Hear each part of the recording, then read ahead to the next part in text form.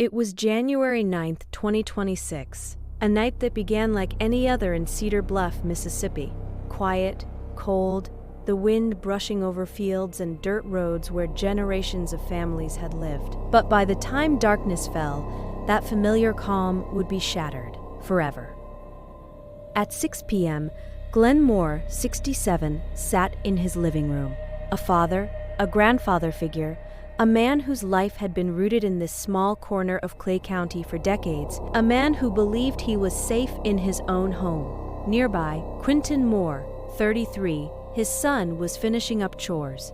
Willie Ed Gins, 55, Glenn's brother and uncle to Quentin, was visiting for the evening. All of them were family, all of them would soon be targets. No one could have imagined what was about to happen. Durka Moore, 24, Glenn's own nephew, a young man known to the community, someone with no criminal record, no warning signs, walked up the driveway that night carrying a weapon. A man with a face familiar to neighbors, but a mind carrying shadows no one could see. He stepped inside the Moore family home, and then silence shattered. Gunshots rang out. 3 men were struck, all in the head. Glenn, Quentin, Willie Ed.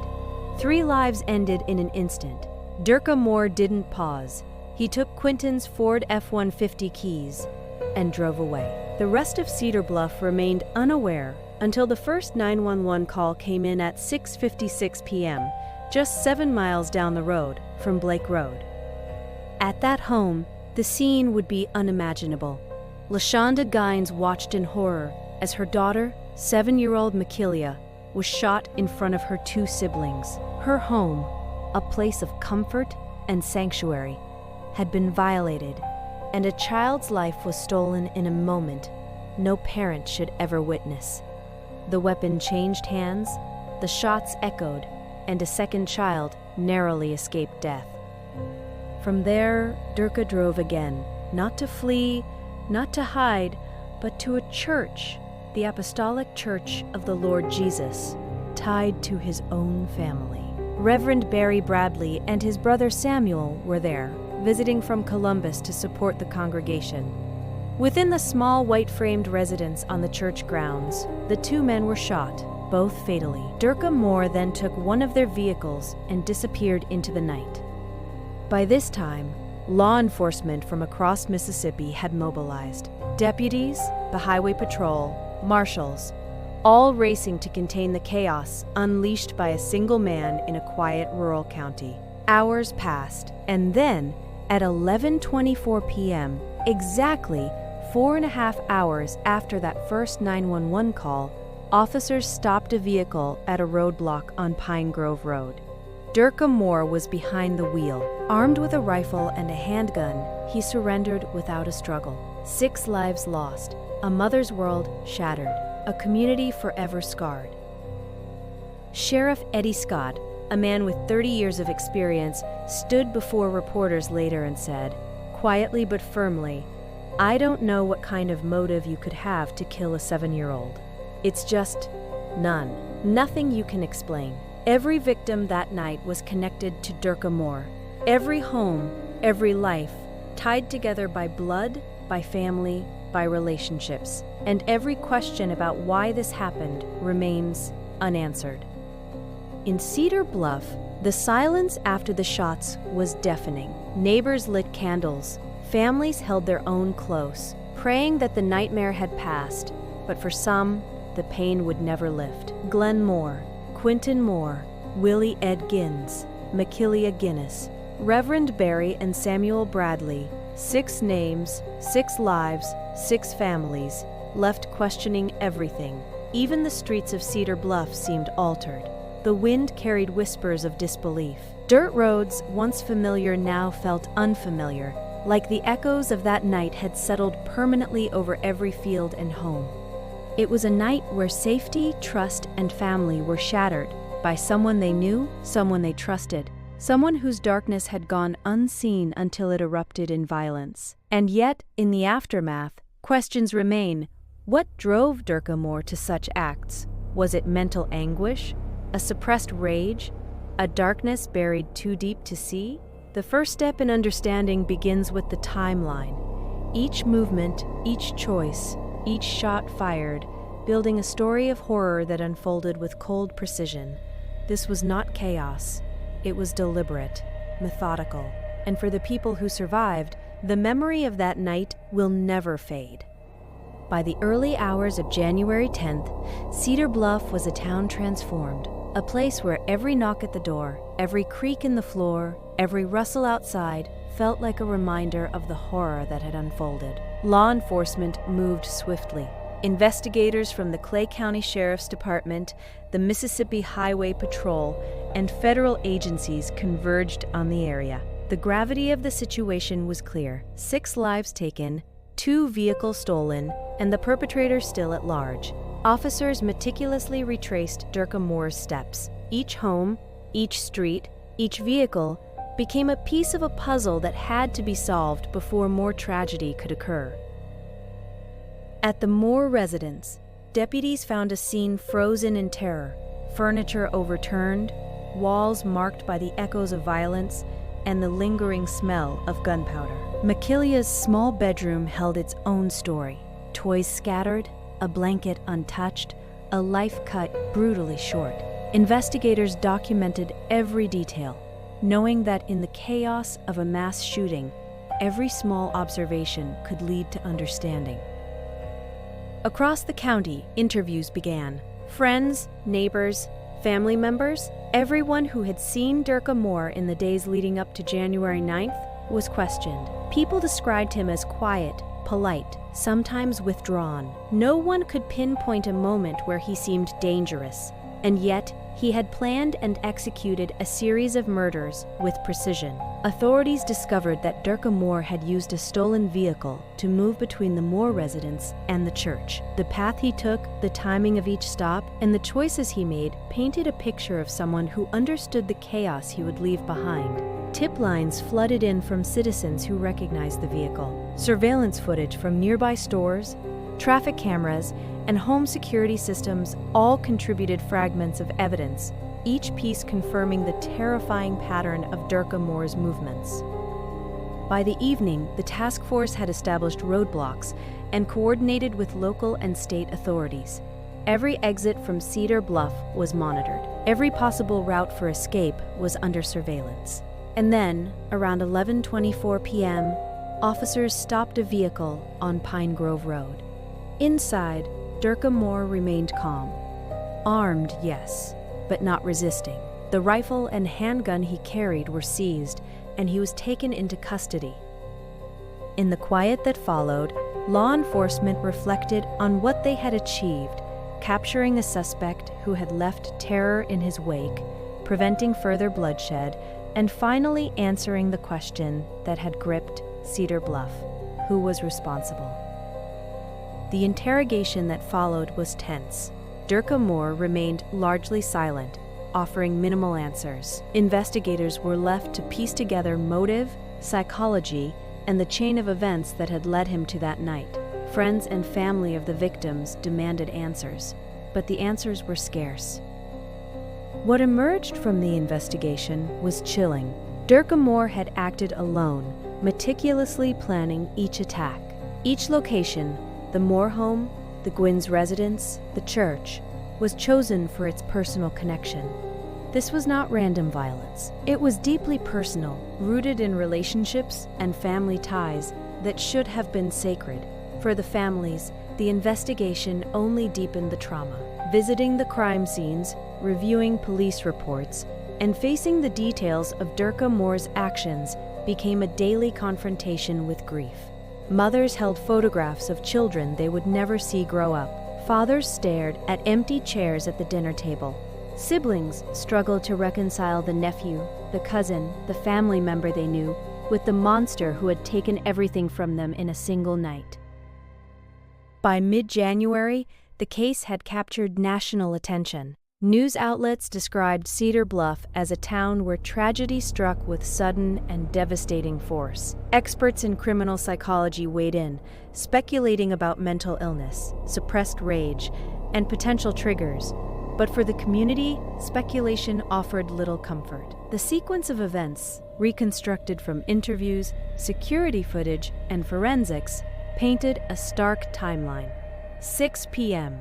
Durka Moore arrives at the Moore residence. 6:05 p.m. Shots fired. 3 victims. Vehicle stolen. 6:20 p.m. Durka drives to Gwynn's residence. Shots fired. Child victim killed. Vehicle stolen. 6:40 p.m. Durka arrives at church property. 2 victims shot. Vehicle stolen. 11:24 p.m. Arrest at Pine Grove Road. Every movement deliberate. Every action calculated. Detectives noted something unsettling.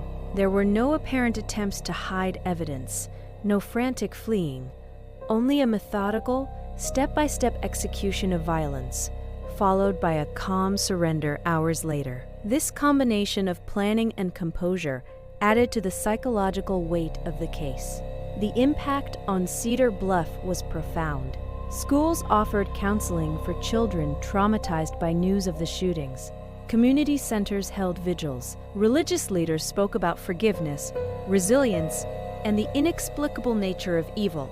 Even as the investigation continued, law enforcement faced the task of preserving evidence for a trial that would be closely scrutinized. Every witness statement, every ballistic report, every forensic analysis would form the backbone of the prosecution's case.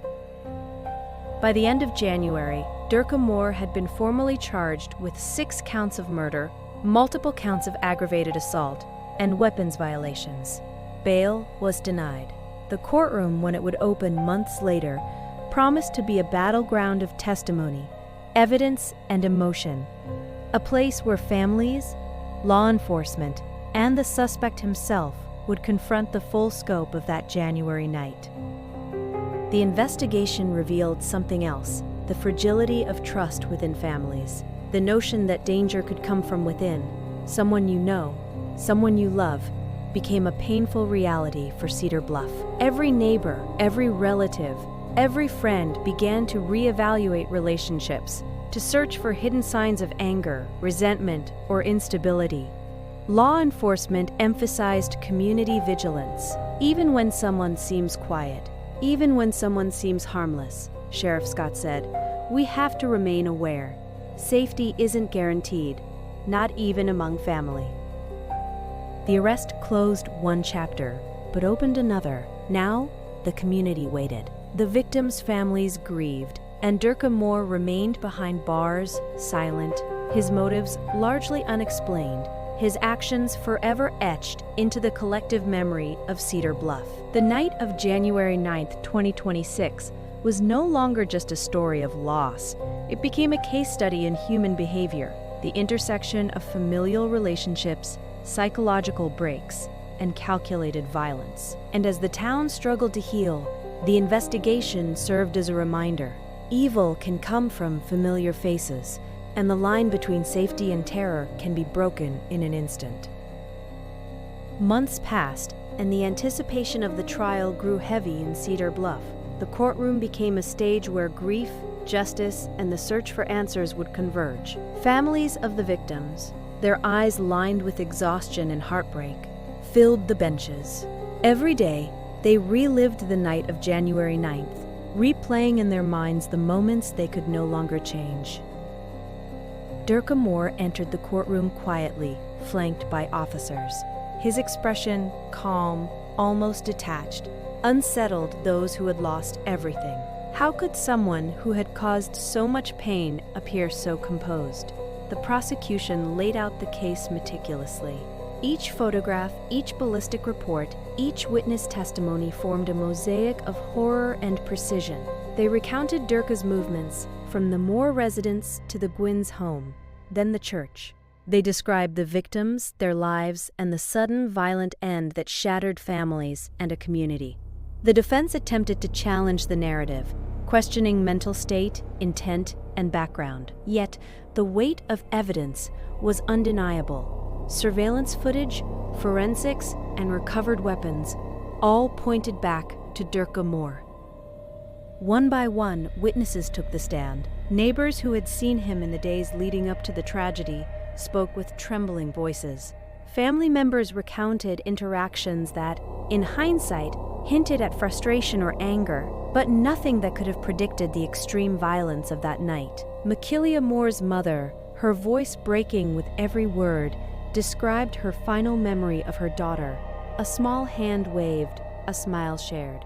She struggled to reconcile that image with the violence that had come so swiftly, so ruthlessly. The courtroom was heavy with silence. Each revelation, each detail, forced the jury and the town to confront a chilling reality. Evil can emerge in familiar forms, hidden behind everyday smiles and polite greetings. Psychologists called to testify described the complexities of familial violence. They explained the rare but devastating intersection of suppressed rage, personal conflict, and opportunity. They described the signs often overlooked, the subtle hints of instability that can go unnoticed, and the consequences when they erupt. In the courtroom, tension was palpable. Each day, as evidence mounted, the jury's understanding deepened. They confronted photographs of empty rooms, letters from victims, and the chilling calm with which Durka Moore had executed his plan. It was impossible not to feel the gravity of his actions. And then, after weeks of testimony, the moment came. Deliberation. The jury retreated, the courtroom emptied, and Cedar Bluff waited with bated breath. Families held each other, whispering memories, tears blending with hope. Hope that justice, though unable to restore life, could bring accountability. When the jury returned, the verdict was read with solemnity. Guilty on all counts. 6 counts of murder, multiple counts of assault and weapons violations. The weight of the law had been carried, and Durka Moore's responsibility was formally acknowledged. Sentencing followed. Life without parole. A phrase heavy with finality, yet also a recognition that closure, though never complete, could be attempted. Families wept, some with relief, others with the quiet ache of lives forever altered. Even after the verdict, the impact of January 9th lingered. Cedar Bluff became a case study in media, law enforcement, and psychology circles, a story of how personal grievances can explode into community-wide tragedy. Experts emphasize the importance of awareness, vigilance, and mental health interventions. Yet, despite the pain, the town began the slow process of healing. Memorials were erected, scholarships were set up in the names of the children lost, community events celebrated life, resilience, and the bonds that could not be broken by violence. The families of the victims, though forever marked by grief, began to find ways to honor memory with action. Support groups formed, conversations about safety, warning signs, and the importance of communication within families became routine. Law enforcement reflected on lessons learned. Rapid response, collaboration between agencies, and community tips had prevented further loss. Still, the haunting question remained: could this have been prevented? And if so, how? The trial of Durka Moore was more than a legal proceeding. It was a confrontation with the darkest corners of human behavior, a reminder of the fragile line between trust and betrayal, safety and terror. It was a testament to the power of resilience, of families, a community, and a town determined not to be defined solely by tragedy. As Cedar Bluff slowly returned to daily life, the memory of January 9th remained, a cautionary tale, a moment frozen in time, and a story that would forever mark the town's history. People spoke of loved ones lost, of heroism in emergency responders, and of the delicate bonds that connect communities. And for viewers, for those following this case from afar, there is a stark reminder. Evil can come from familiar faces. It can emerge suddenly, violently, without warning. But communities endure. Families persevere. Justice, though imperfect, can hold perpetrators accountable. If you remember anything from this story, let it be this: vigilance, compassion, and connection matter. Look out for one another. Listen closely to warning signs, and hold those you love a little tighter, for tomorrow is never guaranteed. If this story moved you, compelled you, or haunted your thoughts? Share it. Talk about it. And subscribe for more real stories that explore the edge of human behavior, the resilience of families, and the intricate ways lives intersect, sometimes tragically, sometimes heroically.